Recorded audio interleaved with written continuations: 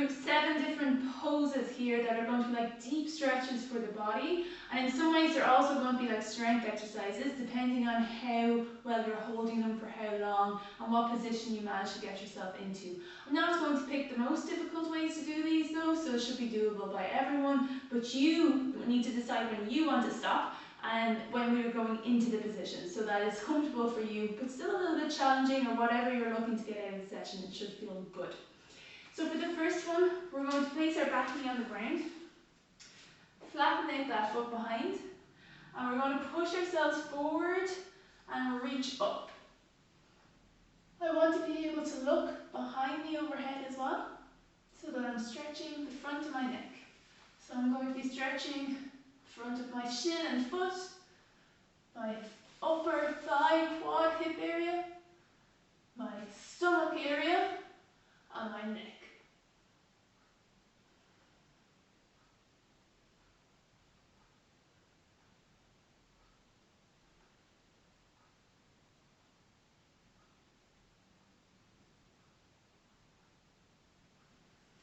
Slowly come up out of it, and then move on to the other side.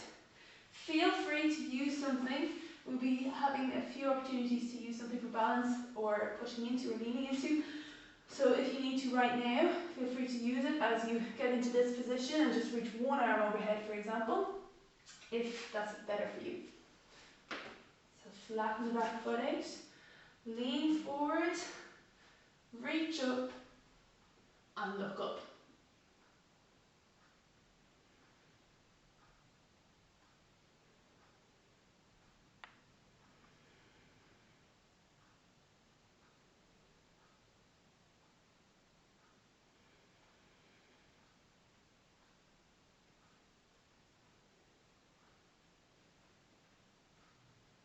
And coming back up out of that, we're going to go into the classic downward dog position. We want to stretch all along our backs, including the backs of our legs, back of our necks and our spine.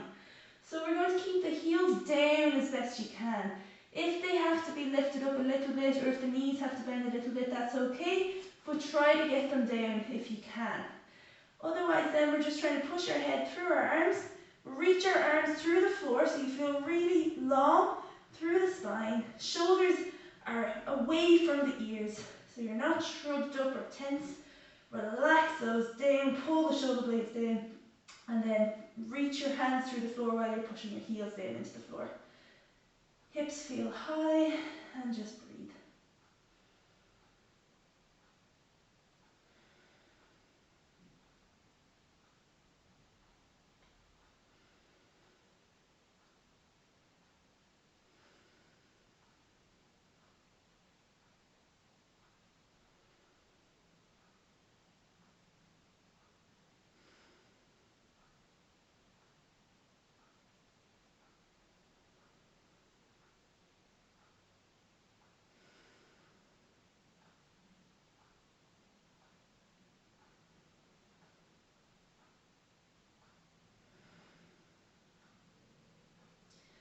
Slowly come out of this position, standing up.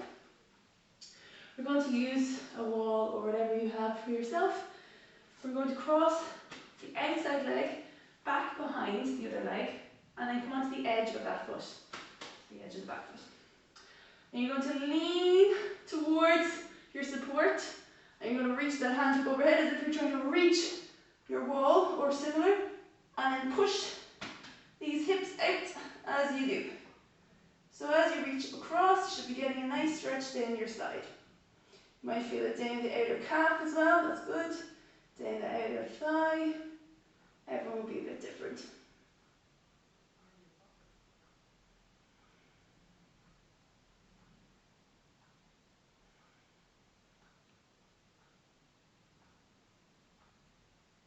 Reach up nice and high with this arm. So you're not just slack overhead, you want to reach up. But at the same time, push down a little bit through the foot, and that's how you'll get extra length through the torso. You can come down out of that and swap sides. So we cross behind onto the edge of the foot, reach up, across. I can feel I'm more restricted on this side, so I might just take my time, get to a point where I feel a comfortable stretch, and hold it there. Then if I feel that ease out, then I'm going to go deeper into it.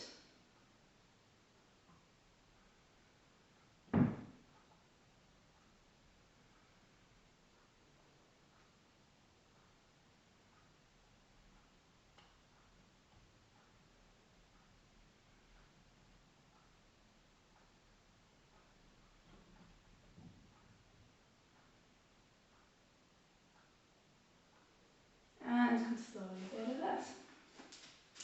We're going to do a couple of arm stretches now. So the first one is going to be just, you mostly get the biceps here. You're going to clasp your hands behind and then reach up behind you without rolling forward like that. So we're not hunched, we're open. Pull the shoulders down, then reach the hands back.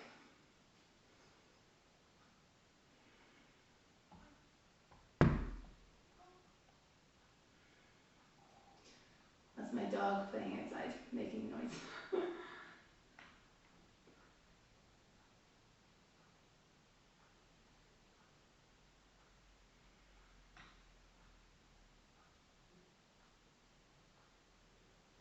And come down out of that.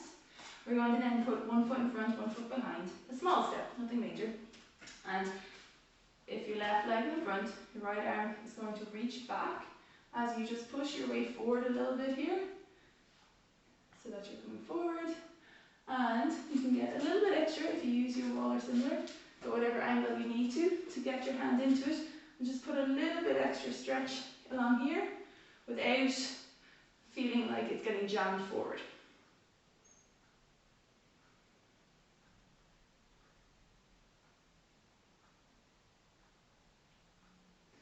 Then if you think you can bring the wrist down like that, or backwards like that I should say, so the fingers are pointing behind you. Reach the arm back.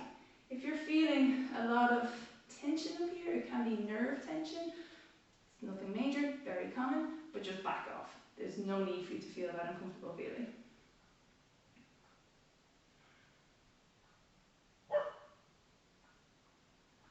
And then swap sides.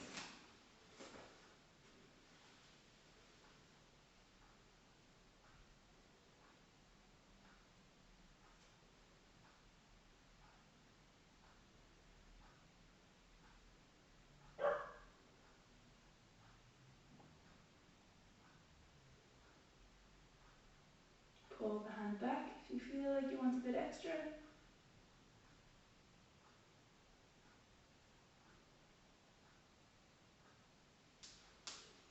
The next one we do is going to be on the ground. We're going to hold one leg up, pull the knee in, and then straighten the leg out. Straighten the other leg down to the floor, and then try and bring this leg down without letting your arm come off the floor here at any point. So your upper back should feel like it's on the floor ideally, and then you're going to have your arm on the floor as well, while this leg rests across your body. So in order to get this, it's a bit tough one for a lot of people, I'm sure. So you can put your foot up on something and just have like a stack of cushions or a chair of some sort, so that you don't lose position and it's not too intense. We don't want loads of twisting in the low back. Don't want any, to be honest. So we want this movement coming from the hip rather than the back getting twisted. So you can push this opposite hand into the floor in order to help keep your upper back on this side on the ground.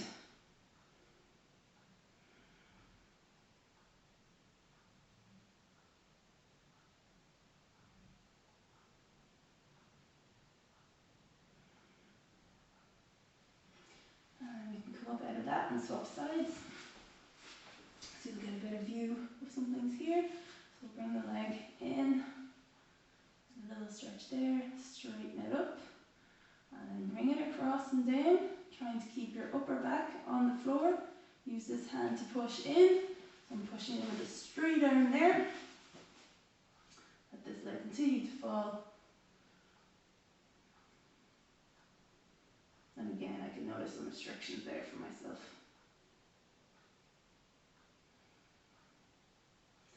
So I need to stop a little bit sooner. I can also prop my leg up on my own hand and then work around there. Or a foam roller.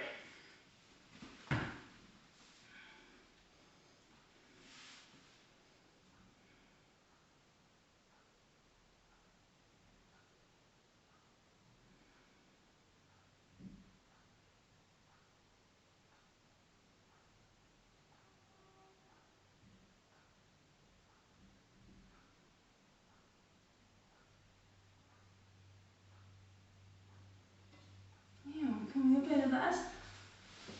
We have one more to do. I'm going to do our, it's a bit of a groin stretch. It's getting a few things at once, like most of them are.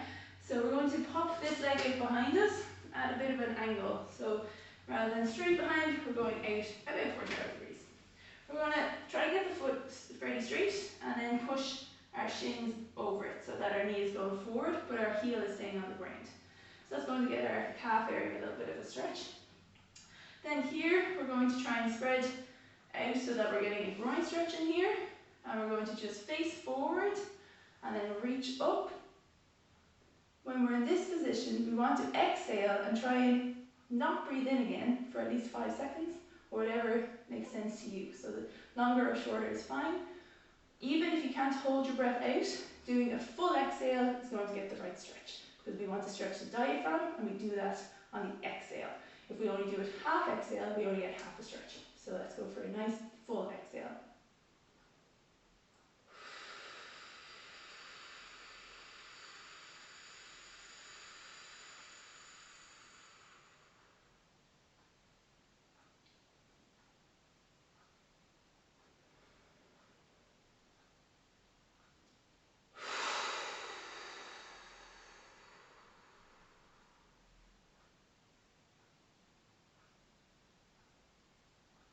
One more on this side.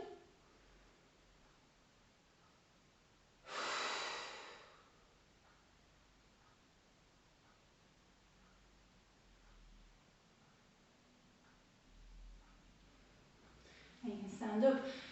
So you notice I took shorter exhales there as we went on by just speeding it up and holding the air out. I'd rather have more time with that pause at the end of the exhale personally than to spend longer exhaling. I think it's a little bit more relaxing to do it that way. So if you want to go for a shorter exhale, rather than trying to push out air through thin mouth, just go have a little bit more of a sigh to it as if you're fogging up glass. Okay, so foot is out about 45 degrees, heel is down, try and face the foot forward, push yourself forward, get a nice stretch here. Face forward, hands up, breathe in, light breath in, pause for as long as you can.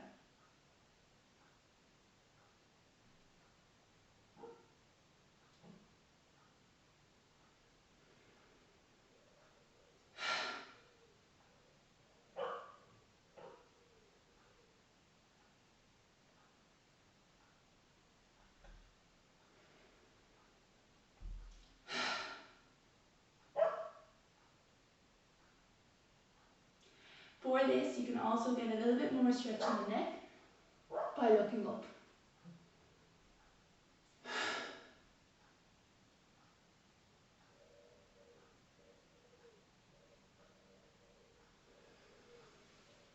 Stand back up, shake it out. Hopefully you're feeling a little bit more limber. Hope you enjoy it.